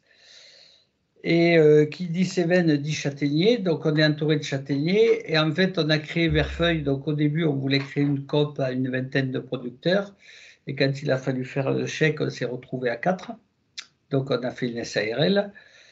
Et on est resté ouvert à nos collègues pour qu'ils viennent transformer chez nous. Donc voilà, on épluche la châtaigne par choc thermique. Donc on travaille en direct à l'automne et on faisait les 3-8 jusqu'à maintenant, de début octobre jusqu'à Noël. Et après, on travaillait au-delà. Donc là, on a amélioré notre outil puisqu'on a un deuxième site qui est proche d'Alès, dans le Gard. Nous, on est dans les Cévennes lozériennes, mais on est à cheval sur les deux, y compris sur l'Ardèche d'ailleurs. On achète donc nos produits localement. Et donc, au départ, on n'avait pas fait d'études de marché et on partait, puisqu'on était tous agriculteurs, on partait les 4 pour vendre sur nos réseaux d'agriculteurs.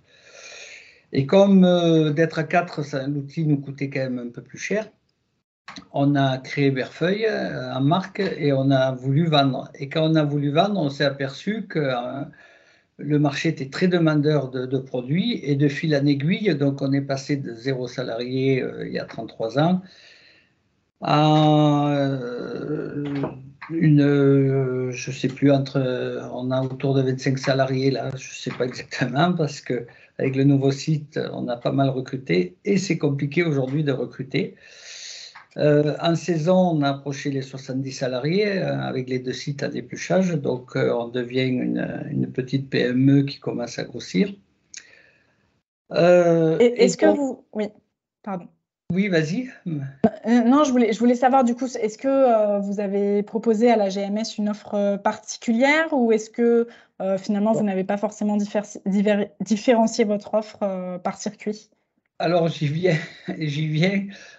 Donc, au début, on a commencé par faire que du bio, d'ailleurs, tout début. Oui. D'ailleurs, ce n'était pas le bio officiel, c'était Nature et Progrès. À l'époque, on avait travaillé surtout avec Bonne Terre, il y avait Charras Nature, enfin, il n'y a que les vieux qui connaissent ça maintenant, parce que c'est des marques qui ont toutes été rachetées par Distriborg, qui est la multinationale de la bio quand même, Distriborg. Et Et donc, on a fait du régional aussi, on a acheté des châtaignes très vite et il y avait des gars qui produisaient pas en bio. Et donc aujourd'hui, on avait donc au départ travaillé les petites épiceries, les petites GMS, et on proposait plus de régional que de bio, et on faisait le bio avec les centrales d'achat bio. Mm. Et donc petit à petit, on est monté en gamme et on est monté en clientèle. Donc on a eu les GMS en produits régionaux. Et je ne me rappelle plus il y a combien d'années de ça, mais on est passé en bio. Et en fait, sur les spécialisés, on avait notre marque, mais on faisait aussi de la MDD, c'est-à-dire de la marque de distributeur avec une étiquette différenciée. On est resté avec la marque Verfeuille identique en grande distribution et en spécialisé. D'accord. Qu'est-ce que ça vous a causé, ça, comme… Alors, c'est une tare parce qu'il y a certains clients qui nous ont pas pris ou qui font la gueule parce qu'on est sur les deux circuits. En termes de coûts, je dirais les marges que prennent les spécialisés sont beaucoup plus importantes que la GMS. Je ne vais pas redire parce que vous avez été très, très complète, Marion et toi, Mélodie, sur les caractéristiques du marché. Mais je vais peut-être vous faire les fausses idées, les bonnes idées, les bonnes vues.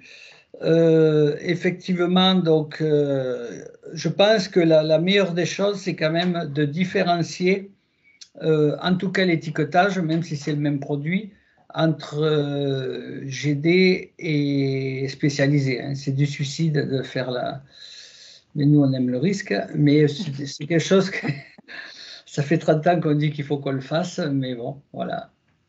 Sur des questions de prix, c'est ça, de frontalité? Non, c'est parce que les gens qui vont en spécialisé veulent des produits différents. Question d'attente. Ouais, d'attente, voilà, du consommateur, plus que de l'enseigne d'ailleurs. Après, donc parlons que de la GMS. Nous, en GMS, on est monté très haut en gamme sur du produit régional, non bio. Et on y a mis du produit bio qui a très très bien fonctionné. Aujourd'hui, ça se tasse un peu, mais ça a bien fonctionné. Mais aujourd'hui, on fait 90% régional, 10% bio sur la GMS. Mais nous, on est donc en conserve et en liquide, puisqu'on fait de la bière à la châtaigne, on fait des alcools à la châtaigne. En GMS, que ce soit des hyper ou des super, ils ont un rayon bio, et donc nous, notre bio, systématiquement, demande à ce qu'il soit en rayon bio. La bière, on le met par contre au rayon liquide, parce qu'on ne fait que de la bière bio, on ne fait pas de la bière non bio. Et ça marche, la bière marche très très bien en bio dans les GMS. Je pense que ceux qui sont en épicerie ou en liquide, c'est un peu plus compliqué que les produits frais, c'est-à-dire tout ce qui est viande et tout ce qui est légumes. Il y a une forte attente de la GMS là-dessus. Et je pense qu'il y a possibilité de bien le travailler beaucoup plus qu'en conserve. Parce que comme le marché du bio, c'est un peu tassé quand même, en part de marché, nous, les indépendants, on en fait les frais. On en fait les frais. Ils ont réduit les rayons bio quand même. Hein. Ça, il faut le faire. Après, ils cherchent l'image de marque du producteur local. Oui. Donc, là-dessus, on a des atouts. Donc, l'accessibilité à la GD, c'est pas pire que dans les magasins spécialisés. Les négociations sont pas plus difficiles. Il faut savoir qu'en face de soi, on a des êtres humains qui sont, comme on est tous, avec leurs qualités, leurs défauts, leurs énervements parfois. Et après, ils sont quand même très sollicités. Donc, pour un premier rendez-vous, c'est peut-être un peu plus compliqué, mais celui qui a l'habitude de faire du commercial, moi, plus je vieillis, plus je me régale de négocier avec les GMS. Hein. Voilà, alors c'est peut-être parce que je deviens un peu gâteux, mais Et du coup, oui. Voilà, c'est le relationnel, de toute façon, le relationnel humain, c'est hyper important. Ce que disait Marion, oui. Oui, Marion l'a dit, mais c'est pour ça, je le reprends parce que c'est hyper important, c'est la clé de tout. Si on n'a pas un bon relationnel, on ne fera rien derrière. Mais, et du coup, vous avez développé une force de vente spécifique pour la GMS ou, alors, on n'a pas. Comment vous êtes organisé d'un point de vue commercial? C'est moi qui m'en occupe et j'ai des commerciaux qui font les deux. D'accord. Ils font bio, non bio, liquide, voilà, ils font tout. Des fois, ils ont 5 rayons différents. C'est le même interlocuteur, épicerie bio et pas bio. Le liquide, c'est un autre interlocuteur. Voilà, ils ont des secteurs dans la GD et surtout dans les hyper. Dans les petites GMS, c'est-à-dire les super, des fois, c'est la même personne qui fait à peu près tout, mais sinon, voilà, chaque secteur a un référent. Et est-ce que les attentes envers le commercial sont différentes entre la GMS et les circuits spécialisés selon vous?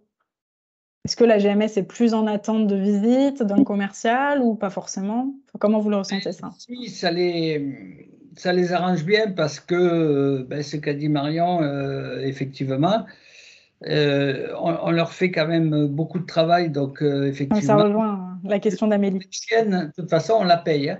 C'est le fournisseur qui la paye, il ne faut pas se leurrer. Donc, si on fait le boulot, c'est nous qui encaissons les frais directement. Mais on a quand même, en travaillant en direct, un bénéfice, c'est-à-dire que si on est bien organisé, donc il faut avoir un maillage de magasins important pour pouvoir faire des tournées. Parce que sinon, le coût de logistique, il peut être très élevé. Il faut faire attention à ça, parce que moi, je vois plein de petits gars en bio qui s'implantent dans des coins comme la Lozère, qui font une première offre, et puis qui ont du mal à réapprovisionner, parce que s'il faut, sur un magasin, s'il faut qu'il apporte 3 colis, on ne va pas se taper 20 km pour faire 3 colis, quoi. Hein. Ça coûte super cher en logistique. Donc ça, c'est un problème. Et malheureusement, la logistique commune, c'est très compliqué. Donc nous, on a résolu ce problème, qu'il soit bio ou non bio. D'ailleurs, c'est le même problème, hein, la logistique, en ayant notre propre logistique et notre propre force de vente en interne. D'accord. On n'est jamais arrivé à fonctionner avec des multicartes. Oui. Pour quelle raison? Il faut trouver les bons multicartes, mais c'est comme les bons commerciaux. Hein. Et les multicartes, ils sont au pourcentage souvent. Donc, nous, on a des produits qui ne sont pas excessivement chers à l'unité. Et donc, pour marger, il faut faire de gros volumes. Et faire de gros volumes, voilà, on n'en fait pas de partout. Et ça demande un investissement du commercial qui est assez fort. Hein. Après, le commercial se finance, hein, sans souci, mais nous, on a une grosse gamme aujourd'hui. Donc, c'est vrai que si on n'a que 3 ou 4 produits avec une rotation pas très élevée, ça peut être compliqué. Ça peut être compliqué. Après, rien n'interdit de se regrouper. Hein. Oui, entre entreprises. Entre entreprises fournisseuses, ça, moi. Même avec des grosses entreprises, on arrive des fois, par exemple, quand on fait des inventaires, moi, ça m'arrive pour des Aveyronnais ou pour d'autres, parce que c'est comme, on se connaît quand même plus ou moins, on se croise, on se rencontre, et donc le gars te passe un coup de fil, dit j'ai l'inventaire à tel endroit, si tu veux, je te le fais à un endroit, et est-ce que tu pourrais pas me le faire, par exemple, à Alès? Nous, on est proche de l'Est, et le gars me dit, mais moi, je vais faire tout Béziers, et voilà. D'ailleurs, je me permets de vous couper, Denis, à ce sujet-là, et je veux vraiment le mettre en avant. On a parlé du showroom multi-enseigne qu'on organise là à Narbonne. Et il y a en tête aussi que c'est un endroit où il y a 130, même plus de 130, 140 producteurs régionaux. Et en général, les entreprises nous disent qu'ils adorent ces salons-là aussi parce qu'ils peuvent échanger entre eux, justement. Et c'est à ce moment-là qu'on se rend compte que peut-être il peut y avoir des synergies au niveau de la logistique, du commercial, etc. Donc, c'est aussi un moment où on peut justement joindre nos forces, quoi. Je tiens à le préciser parce que c'est souvent ce qui nous est, c'est le retour des entreprises en fait qui exposent. Voilà. Mais je te confirme parce que le dernier salon qu'on a fait ensemble à Montpellier, je ne me rappelle plus, j'ai fait deux clients avec certitude qui sont des producteurs, ouais. Que j'aurais pas croisé obligatoirement s'il n'y avait pas eu le salon, parce qu'il y en a un qui est de l'Ariège, on ne se connaissait pas avant, quoi. Très bien. Denis, on arrive au bout bientôt. Si tu avais un mot pour conclure, voilà, sur peut-être un conseil à donner aux entreprises bio là, qui ne connaissent pas la GMS, qui veulent s'y lancer. Alors, oui, si j'avais 3 mots à dire, c'est ne pas s'en faire une montagne. C'est des gens à qui on peut accéder, qui sont accessibles. Il faut faire attention à la logistique. Et donc, en amont, quand même, bien réfléchir le produit qu'on veut vendre et tenir ferme sur son prix, pas faire parce qu'ils demandent toujours des remises. Si on dit non, il n'y a pas de remise. Mais par contre, il faut toujours, voilà, il faut jamais dire non, mais il faut toujours proposer autre chose. Des mises en avant, des cartes de box, a priori, ils n'en veulent pas, mais quand tu les travailles un peu, ils disent toujours oui. Et on en fait. Hier, j'ai fait une négo et sur des Leclerc qui sont très stricts, mais je suis arrivé à placer 4 OP. Le gars, l'an prochain, il m'en fera 5. Ça reste des commerçants, souvent. Non, mais voilà, c'est des commerçants. Et puis, c'est des êtres humains comme nous tous. Et donc, ils ont voilà, leurs forces, leurs faiblesses. Et le relationnel, voilà, je le redis, mais c'est primordial. Et puis, nous, producteurs, on connaît notre produit et on est des passionnés de nos produits. Et donc, qui peut en parler mieux que nous? Donc, il ne faut pas s'imaginer qu'il faut des documents papier glacé ou autre. Et moi, ça fait 30 ans que je travaille avec des documents, des photos qu'on a fait nous, du papier ordinaire, catalogue de base qu'on photocopie, et ça suffit. Ça suffit, il ne faut pas croire que voilà, on n'est pas Coca-Cola. Donc, je dirais, c'est même notre force d'arriver, de dire moi, la force du produit, c'est dans le pot. C'est-à-dire que j'amène le pot au gars, je l'ouvre et j'ai dit goûte. Bio ou non bio d'ailleurs. Et ça, c'est voilà, c'est suffisant si on sait mettre en avant et avoir dans son catalogue quelques photos de l'atelier, des matières premières des produits qu'on fait. L'environnement, ça les intéresse énormément. Et donc, nous, on leur propose des visites d'entreprise et les gars, ils adorent ça. Quand on peut les faire venir, pour nous, quand on fait venir les gars des centrales d'achat, on est gagnant sur 10 ans. C'est hyper positif. Voilà. Très bien. Ben, merci beaucoup, Denis, pour ce partage et cet optimisme. Marion, je ne sais pas où on en est des questions, mais j'ai l'impression que tu as répondu à pas mal de choses dans le chat directement. Je les ai traitées plutôt individuellement. Il y en a une, il me semble, qui s'adressait, je pense, à Denis de la part d'Amélie Berger, justement, qui demandait si les commerciaux faisaient la mise en rayon, eux aussi, comme évoqué par Marion. Je pense que ça s'adressait directement à Denis. Ouais. Alors, je te laisse répondre, Denis. Bonjour Amélie. Mais, ouais, salut. Alors, il y a pas de règle. Je suis toujours un peu surprise qu'en gros, vous faites le travail à la place des gens de la grande surface. Mais Marion le disait qu'a priori, il faut aller jusqu'à faire de la mise en rayon directement par le commercial. Vous le faites aussi? En théorie, il y a tout ce qui est très gros magasins, comme les Carrefour, par exemple. Jusqu'à maintenant, c'est eux qui le faisaient. Mais si on veut que le travail soit fait, des fois, il vaut mieux y aller soi-même. Et on a, par exemple, comme des Leclerc, qui, là, ils font la mise en rayon. Quand le commercial passe, il regarde les rotations. Enfin, moi, c'est ma politique d'aller jeter un coup d'œil au rayon et de faire la rotation, des DLV, etc. Et la mise en rayon, il y a des endroits où on fait de la gestion totale. C'est-à-dire que, et c'est surtout dans les super, où le gars, il te dit, ben voilà, je te donne tel espace, tu le gères. Donc, moi, j'y vais en autonomie, je prends ma commande, je décide que c'est livré 3 jours après, on fait des tournées, hein, et mon gars, il livre, il met en rayon. Mais on ne le fait pas de partout.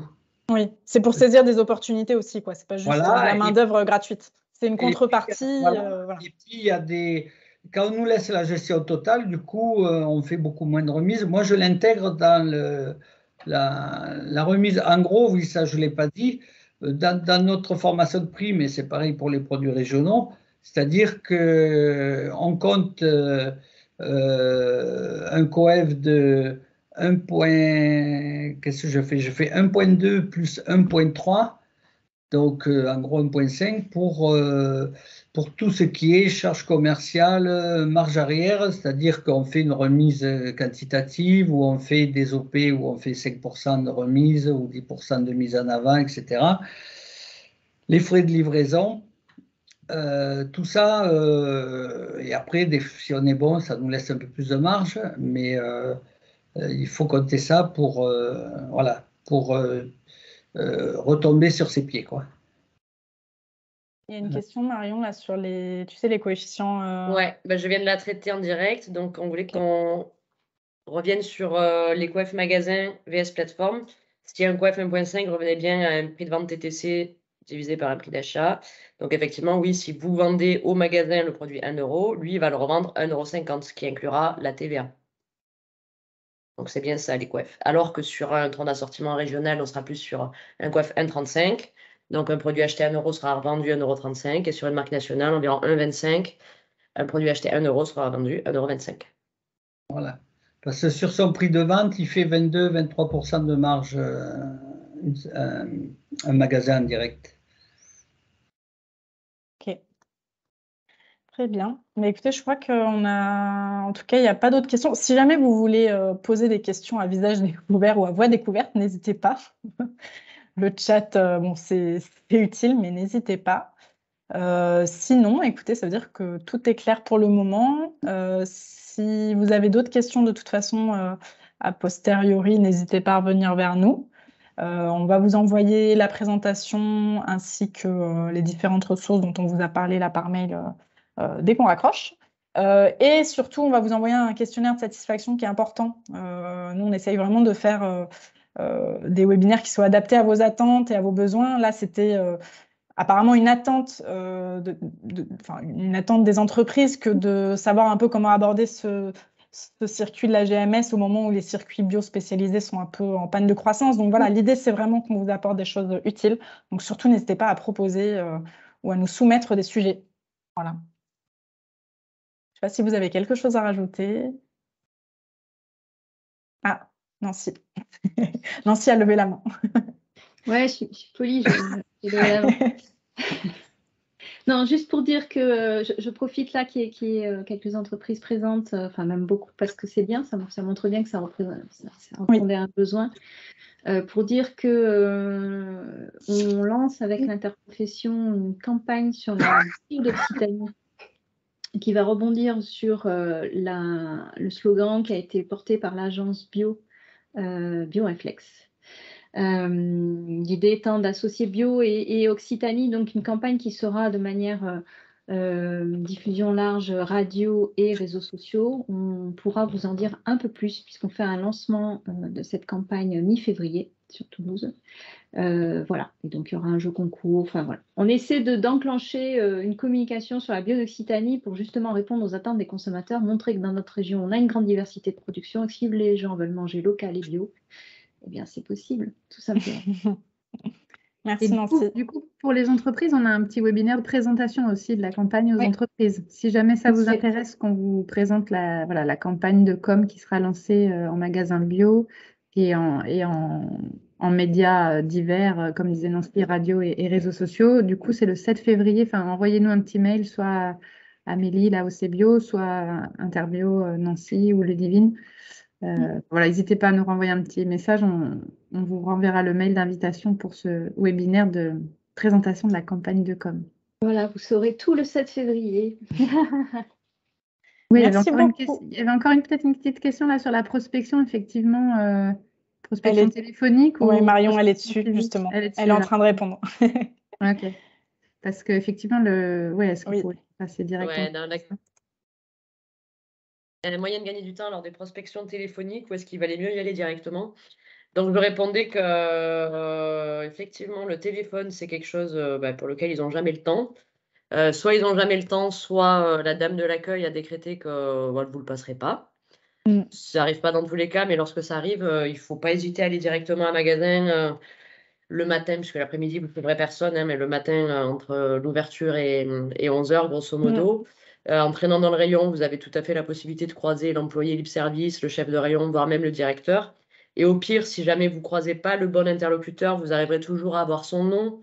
Et n'hésitez pas à lui déposer vos documents de papier. Le papier, ça reste malgré tout quelque chose de fondamental. Lui laisser votre plaquette, votre carte de visite, etc., qu'elle soit déposée par l'hôtesse d'accueil ensuite dans son bureau. Il pensera, ça sera beaucoup plus évident pour lui de vous rappeler ou de vous remettre quand vous l'appellerez ensuite, quand vous arriverez enfin à l'avoir, plutôt que s'il a juste un nom comme ça, pouf, qui ne va pas imprimer, quoi. Ouais. Faut pas hésiter. Enfin, vraiment, c'est pas du tout mal perçu d'arriver à l'improviste et de faire sa popote. Denis devrait pouvoir le confirmer. Voilà, j'allais intervenir derrière toi, Marion. Tu as complètement raison. Moi, le plus efficace, de toute façon, c'est d'aller au magasin. Déjà, les filles à l'accueil, 9 coups sur 10, on a un bon accueil, ils donnent le nom du gars, ils passent la secrétaire s'il faut et on peut prendre un rendez-vous direct ou en tout cas, on montre patte blanche. Et comme tu dis, on a une chance de pouvoir croiser le gars. Au pire, il faut lui dire excusez-moi, je passais, c'était juste pour prendre rendez-vous avec vous. Soit le gars, il accroche de suite et il dit ben, on peut se voir là, soit il vous fixe un rendez-vous. Parce que si vous essayez par mail, alors là, c'est l'inutile total. Le gars ne vous répondra pas ou c'est l'exception. Par téléphone, on arrive à les avoir, mais ils sont souvent débordés, donc c'est compliqué. Mais moi, je le tente des fois quand c'est loin pour faire un premier rendez-vous. Prendre un rendez-vous, ça peut marcher, mais l'idéal, c'est d'aller sur place. On a toutes les infos. On sait si pour les référencements, par exemple, vous avez le responsable de secteur, si c'est lui ou si c'est le directeur qu'il faut toucher directement. Donc, on peut penser qu'on perd du temps en se déplaçant, mais en fait, on en gagne. On en gagne et on gagne surtout de l'efficacité. Ouais. Et donc, les périodes pour démarcher, c'est maintenant, janvier, février, jusqu'au 15 mars, là, où les gars, souvent, réfléchissent à refaire la composition de leur rayon, tout ça. Donc là, il faut y aller plein pot, c'est le bon moment. Et après, on a des petits créneaux juste avant l'été, là, entre début juin et après en septembre. Quand les gars rentrent, des fois, on peut accrocher suivant les produits qu'on a. Sinon, en plein été, surtout sur la côte, il ne faut même pas y penser. On se fait jeter comme du poisson pourri si on fait ça, parce que ce n'est pas le moment. Et avant Noël, c'est pareil, ils sont au taquet, les gars. Donc, voilà, il y a vraiment... le début d'année, c'est la période idéale pour démarcher. Et toujours le matin en GMS. Et toujours le matin, comme dit Samuel. Ouais. Il y a une autre question du coup de Nadège qui demande si les prix de vente des TPE sont dégressifs en fonction des volumes achetés. J'ai envie de répondre oui, mais. C'est-à-dire oui, mais sous condition. Donc ça se mentionne. Donc on vous a parlé des accords, des négociations d'accords annuels qui ont donc lieu entre le 1er novembre et le 28 février. N'hésitez pas à mettre une clause justement qui dit le fameux oui, mais. Donc vous aurez X% de remise à partir de X euros de chiffre d'affaires et encore X plus 2% de remise à partir de X volume de chiffre d'affaires. 5% si vous faites 1000 euros, 7% si vous en faites 10, 9, enfin bon, vous avez compris la logique, on va pas compter jusqu'à 100. Donc oui, mais et la deuxième, la suite, est-ce qu'un contrat peut stipuler une fréquence de livraison ou cela ne se fait pas en général? Non, je ne crois pas. Denis, je veux bien que tu... Non, après, c'est l'expérience. Moi, là, j'ai vu que les coûts logistiques sont plus chers. Suivant la saison, on passe à des périodes différentes. En fait, quand ils nous laissent la gestion libre du rayon, c'est à nous de gérer qu'il n'y ait pas de trou. Et on peut jouer, s'il y a un produit qui part plus haut sur la largeur de gamme, ils acceptent très bien qu'au lieu d'être sur deux 2 facings, vous soyez sur 3. Et après, moi, là, j'ai étendu la période entre 2 passages. Et par contre, il faut communiquer avec les gars et leur dire, si jamais il y a un trou, tu peux m'appeler. Mais il n'y a pas de règle. Nous, là, cette année, je tente sur le premier trimestre de passer qu'1 fois par mois. Et après, évidemment, plus la saison est active, sur nos produits, on sait que l'été et l'automne, c'est hyper actif. Donc, des fois, on fournit toutes les semaines hein, dans les magasins. Comme tu as dit, Marion, les magasins références qui tournent le plus, moi, il y en a, je suis obligé d'approvisionner toutes les semaines parce que. Mais quand on fait ça, ça veut dire que toutes les semaines, tu as une palette à apporter ou une demi-palette. Tu as plus de 40 packs. Enfin, nous, on travaille en pack de 6. Voilà, donc là, tu as la rentabilité qui y est. Et donc, des fois, c'est pareil, sur les remises, moi, souvent, je fais qu'une seule remise au magasin, mais par contre, cette année où on a augmenté, nous, les prix de 12%, je leur fais, je ne bouge pas les remises parce qu'ils demandent tous, mais par contre, je propose des opérations en quart de box ou des mises en avant un peu plus fréquentes et au bon moment. Et ça, jusqu'à maintenant, j'ai pas eu de gars qui a râlé, qui a dit non, pas d'augmentation ou moins d'augmentation ou plus de remise, y compris en centrale, ça passe. Ok, très bien. Marion, je vois que tu as répondu sur le multi-enseigne, on t'entend pas. Sur le phasing, en effet, comme on voit. Mon micro, comme vous vous en doutez. En effet, en direct magasin, ouais, voilà. La question, c'était de savoir si effectivement, en participant au salon du 16 mars, il fallait attendre le référencement pour l'année 2024. Non, pour le direct magasin, c'est vraiment toute l'année, c'est au fil de l'eau. Donc, vous pouvez tout à fait être là le 16 mars et être référencé courant avril. Il n'y a pas de... Voilà. En direct magasin, non. En centrale d'achat, oui. Ok. Bon. Alors, on a un témoignage de Samuel. Les chiffres fournis me rassurent quant à la place de la bio en GMS. Bah, c'était un peu le but de mettre de l'optimisme. Après, voilà, là, il y a des estimations qui sont sorties là, aujourd'hui qui annoncent que l'offre devrait peut-être encore continuer à se réduire en 2023 parce qu'il y a ce travail de rationalisation qui est nécessaire. Mais c'est pas sur toutes les catégories déjà. Et en plus, c'est dans un objectif ensuite de reprise pour 2024. Après, c'est vrai que le contexte est tellement incertain, mais ça, c'est le cas sur tous les marchés, qu'on peut, entre guillemets, rien vous garantir. Mais voilà, il faut explorer toutes les pistes de croissance et diversifier ses circuits, c'est aussi être plus résilient en cas de crise, quoi. Donc, c'est important de ne pas mettre tous ses œufs dans le même panier. Ludivine, oui, quelque chose la GMS en local, c'est accessible quand même. C'était ça Exactement. aussi qu'on voulait montrer. C'est vrai qu'on a pas mal d'entreprises bio qui pensent tout de suite circuit bio spécialisé. Mais en fait, la GMS en direct, en local, direct magasin, c'est faisable, quoi, y compris pour des acteurs de taille petite ou moyenne, quoi. Donc, c'est voilà, à continuer à travailler selon nous. Ludivine, le mot de la fin? Oui, non, c'est ce que je voulais préciser juste, c'était que la rationalisation de l'offre se fait aussi surtout pour les marques nationales. Oui, c'est ce qu'on a dit, oui. Ouais, et plus que du coup les PME et la MDD qui, elles, du coup, sont quand même beaucoup plus voilà, un peu épargnées. Elles ont plus de place. C'est ça. Bon, très bien. Merci beaucoup à tous. Je pense qu'on arrive au bout. On a dépassé, mais ça veut dire que c'est intéressant. Et que, 37 voilà. participants avec 20 minutes après et oui, 20 ça minutes de retard, c'est quand même pas mal. Ça veut dire qu'il y avait... On en a perdu 20, mais... Bon, en tout cas, merci beaucoup pour votre présence digitale. Et n'hésitez pas surtout à nous répondre aux questionnaires, à nous faire vos suggestions et à revenir vers nous pour toute information complémentaire. Voilà. Bon, merci beaucoup. Merci à tous. À très bientôt. Au revoir. Merci, au revoir à tous.